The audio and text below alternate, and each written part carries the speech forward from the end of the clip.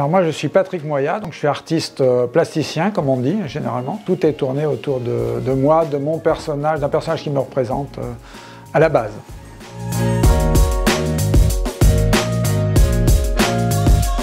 Alors un artiste plasticien, justement, je pense qu'on a inventé ce terme plasticien parce que dans l'art contemporain, beaucoup d'artistes font plein de choses différentes en fait, et surtout moi. Alors moi je fais un peu tout, la peinture assez classique, j'ai même peint des chapelles, je fais des fresques, des performances en direct, je fais plein de choses jusqu'à l'art numérique. Plasticien, ça veut un peu dire ça.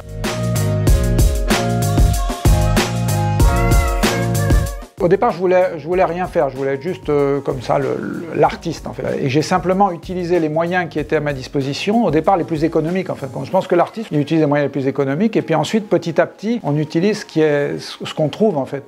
Et moi, mon but, ça a toujours été d'utiliser les médias les plus contemporains. J'ai toujours voulu être un artiste nouveau. Et donc, à chaque fois qu'il y avait un nouveau média, j'essayais d'utiliser. C'est-à-dire, j'essayais de faire passer ce que j'avais à dire à travers ce nouveau média.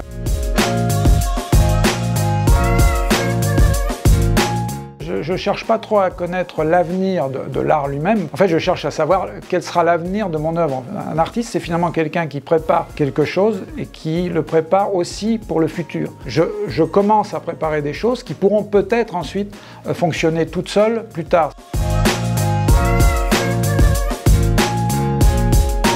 Le seul conseil que j'ai quand on fait de l'art, mais pas simplement l'art numérique en fait, quand on fait de l'art, c'est de commencer, c'est de faire de toute façon. Faire de l'art, c'est de commencer tout de suite, même de rater. Je pense qu'un artiste, c'est quelqu'un qui fait d'abord et qui réfléchit ensuite. Il faut se lancer, il faut faire des tas d'erreurs, et comme ça, le jour où on a vraiment un vrai projet, ce jour-là, on a déjà commis toutes les erreurs, donc on est bon.